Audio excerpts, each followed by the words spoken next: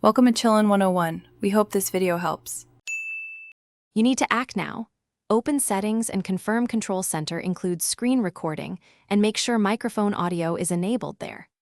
Once done, swipe to open Control Center, press and hold the screen record icon, tap microphone on, then tap Start Recording. Start your FaceTime call immediately after you begin recording. This captures device audio via the microphone.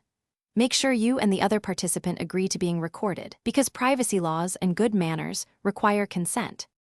Once recording is active and the FaceTime call is connected, position the device or your headset microphone close to the speaker for clearer capture.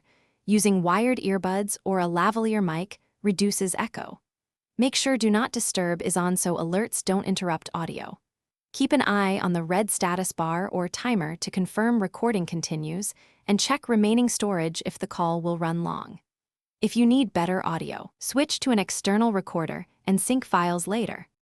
When the call ends or you're done, stop screen recording from Control Center. The file saves automatically to photos or files if chosen. Then, trim unwanted sections in photos or export the clip to an audio editor to isolate and enhance voice. If you find no audio in the final file, make sure microphone was enabled in screen recording, the app had permission, and there was enough storage.